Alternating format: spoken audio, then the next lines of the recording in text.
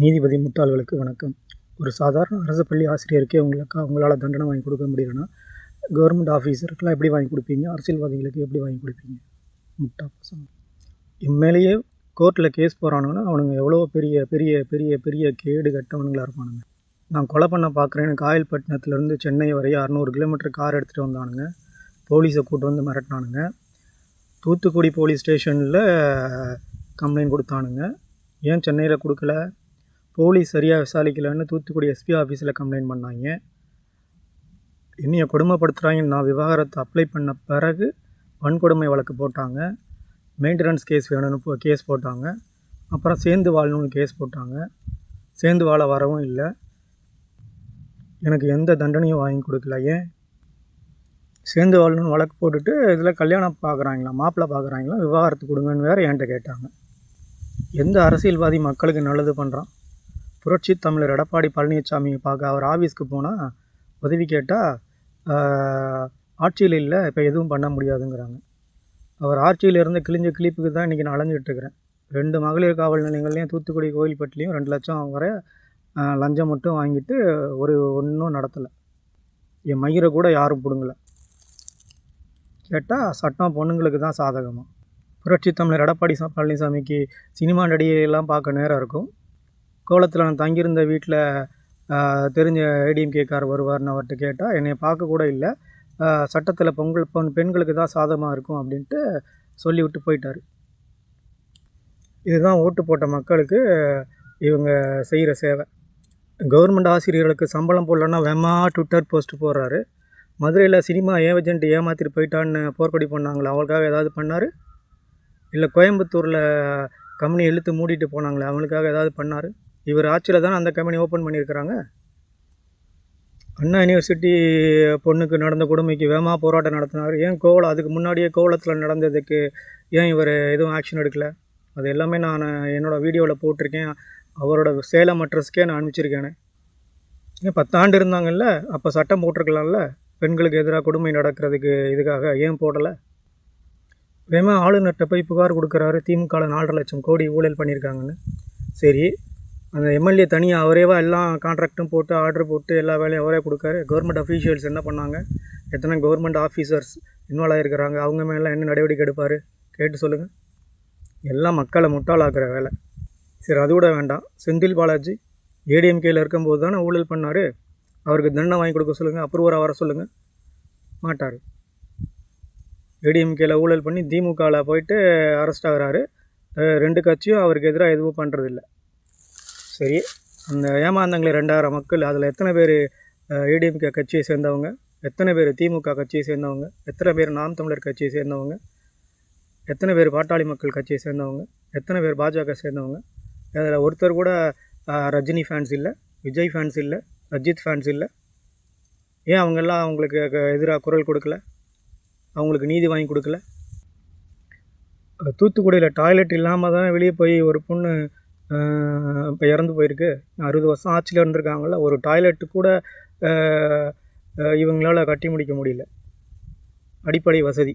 இதில் டிஜிட்டல் இந்தியாவும் கிராமத்துக்கெல்லாம் இன்டர்நெட் சேவை கொடுக்குறாங்களாம் தங்கு தடை இல்லாமல்.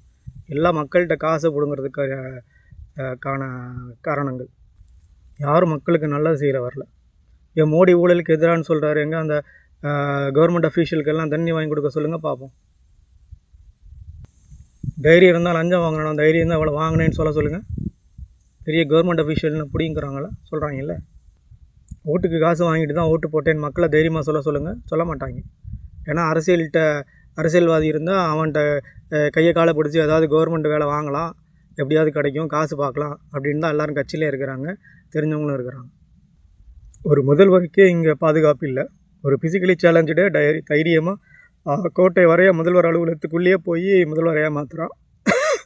ஏன் துணை முதல்வரை ஒரு நடவடிக்கை எடுக்கலை? முதல்வரை கொண்டிருந்தால் என்ன பண்ணியிருப்பான்?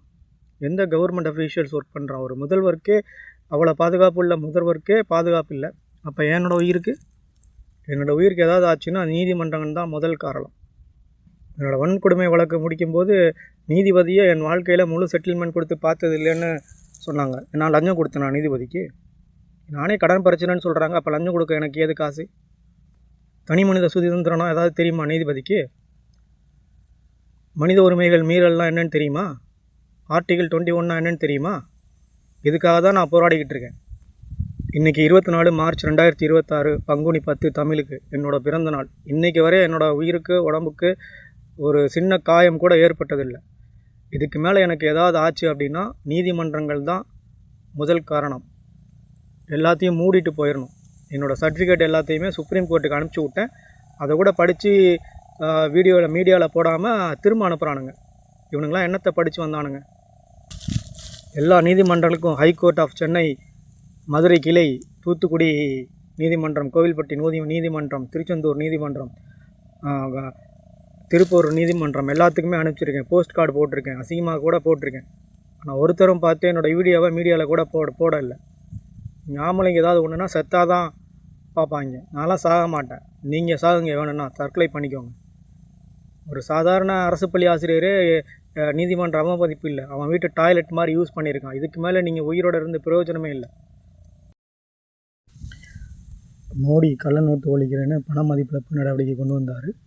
அதில் இந்த அரசு பள்ளி ஆசிரியர் வீட்டிலேருந்து 3 கோடி ரூபா பணத்தை மாற்றிருக்கான். கூட வேலை பார்க்குற எல்கே மேல்நிலைப்பள்ளி ஆசிரியர்கள், அவன் ஃப்ரெண்டு, தெருவில் உள்ளவங்க எல்லாத்துக்கும் கொடுத்து. அது நடந்தது பாஜக ஏடிஎம்கே ஆட்சியில். ஒரு திமுக கட்சிக்காரரே பணத்தை மாற்றி கொடுத்துருக்குறாரு. அது எங்கள் கூட டிசிஎஸில் வேலை பார்த்தவனுக்கு, அந்த மௌனகுருங்கிறவனுக்கு தெரியும் பேர் யாருன்னு. அவன்கிட்ட கேட்டு தெரிஞ்சுக்கோங்க. கோவளத்தில் சிவன் கோயில்லையே தைரியமாக கஞ்சா அடிச்சுட்டு உள்ளே வரான். எப்படி கிடச்சிது? எந்த அரசியல்வாதி தட்டி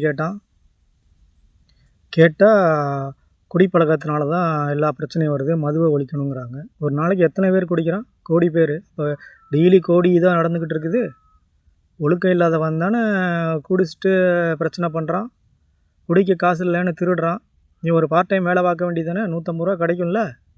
ஒழுக்கம் இல்லை. கேட்டால் அரசியல்வாதிங்க மக்களை ஏமாத்துறதுக்கு அரசு குடி நடத்துது, மது ஒழிச்சா எல்லாம் சரியாயிரும் அப்படிங்கிறான். ஏன் மக்களுக்கு ஒழுக்கம் இல்லை? மோடி 10 லட்சத்துக்கு மேலே உள்ளவங்களாம் சப்சிடியை விட்டு கொடுக்குங்கிறாரு. ஆனால் அவர் 15 லட்ச ரூபாய்க்கு ட்ரெஸ்ஸு போடுறாரு. இதுக்கு என்ன காரணம்? எவனாவது தட்டி கேட்டானா? கேட்க முடியாது. கேட்டால் அடிப்பாங்க. மக்கள் ஒழுக்கமாக இருந்தால் கேள்வி கேட்க ஆரம்பிச்சிருவாங்க. அதுக்கப்புறம் அவனுங்க லஞ்சம் கமிஷன்லாம் வாங்க முடியாது. ஸோ அதனால் மக்களை ஒழுக்கமாகவே வச்சுருக்கக்கூடாது. கும்பமேளா கூட்டத்தில் சாவாங்க, ஒன்றும் பண்ண மாட்டாங்க. பண மதிப்பிழத்தில் பேங்க்கு காரெல்லாம் கொள்ளையடித்தான் சாதாரண மக்கள் வரிசையில் நின்று செத்தாங்க. அப்போ மோடி மேலே ஏன் சிபிஐ விசாரணை போடக்கூடாது? போட மாட்டாங்க. ஏன்னா ஆட்சியில் இருக்கிறவங்க மேலே எதுவும் நடவடிக்கை எடுக்க மாட்டாங்க. முதல்வர் 5 வருஷத்துக்கு பின்னாடி கோவில் நிலத்தில் கடை வச்சுருக்கவங்களுக்கெல்லாம் வாடகை உயர்த்தி வாங்கினார். அப்போ செந்தில் பாலாஜி மாதிரி ஆட்கள் 10 வருஷமாக ஊழல் செஞ்சுட்டு ஆட்சியில் இருக்கிறாங்களே, அப்போ 10 வருஷமாக அவர் செலவு செஞ்ச காசை கட்சியிலேருந்து கொடுப்பாங்களா? எந்த கட்சி அவருக்கு பொறுப்பு கொடுத்தோ அவங்க கட்சியிலேருந்து கொடுப்பாங்களா கவர்மெண்ட்டுக்கு? பொன்முடி, செந்தில் பாலாஜிலாம் உடல்நிலை காரணம் காட்டி தண்டனையை நிறுத்த சொல்கிறாங்க. அப்போ நீங்கள் உடல்நிலை சரியில்லைன்னா என்னத்தை வேலை பார்ப்பீங்க? மோடி 40 வயசுக்கு மேலே இருந்தால் கட்டாயம் முழு செக்கப் கட்டாயம் வேலை பார்க்குறவங்களுக்கு அப்படிங்கிறாரு. அப்போ அரசியல்வாதிகளுக்கு என்ன செக்கப்பு? உடல்நிலை சரியில்லைன்னா என்ன வேலை பார்ப்பீங்க? கவர்மெண்ட் ஆஸ்பத்திரியில் போய் பார்க்க வேண்டியதானே? ஏன் காசு செலவு பண்ணி மக்கள் காசில் ப்ரைவேட் ஆஸ்பத்திரி போகிறீங்க? இனிமேல் கவர்மெண்ட் ஆஸ்பத்திரி தான் போகணும். அங்கே ஃபெசிலிட்டி இல்லைன்னா நீங்கள் கட்சி காசில் ப்ரைவேட்டில் பாருங்கள், மக்கள் காசில் பண்ணக்கூடாது. அப்போ ஏன் கவர்மெண்ட் ஹாஸ்பிட்டலில் இந்நாள் வரைக்கும் நீங்கள் மேம்படுத்தலை? அவர் கேஎன் நேரு விசாரணையில் மகன் என்ன கம்பெனி வச்சுருக்கேனே தெரியாதுங்கிறாரு. அப்போ இவர் மக்களுக்கு மட்டும் எப்படி இவர் நல்லது பண்ணுவார்? முதல்ல எல்லா அரசியல்வாதிகளுக்கும் அவங்க பையன் பொண்ணுங்க என்ன வேலை பார்க்குறாங்கன்னு முதல்ல அதை தெரிஞ்சுக்க சொல்லுங்கள். அதுக்கப்புறம் அரசியலுக்கு வர சொல்லுங்கள். மக்களுக்கு ஒழுக்கம் இருந்தால் ஏன் குடித்து நடுத்தூரில் படுத்து கிடக்க போகிறான்? வீட்டுக்கு வாங்கிட்டு குடிக்க போகிறான், இல்லை குடிச்சிட்டு எங்கேயாவது ஓரம் ஒதுங்க போகிறான். மாநாட்டில் இடம் இல்லைன்னு பெண்களுக்கு ஒதுக்கிற இடத்துல போய் நிற்கிறாங்க. இதுக்கு பேர் தான் ஒழுக்கமா? இவனுங்க கட்சிக்கு மக்களுக்கு இவங்க சேவை செய்ய போகிறாங்களா? இதில் கட்சி ஆளுங்களை இவனுங்க விமர்சனம் செய்கிறானுங்க. முதல்ல மக்களுக்கு சுய ஒழுக்கம் இல்லை. நன்றி, வணக்கம்.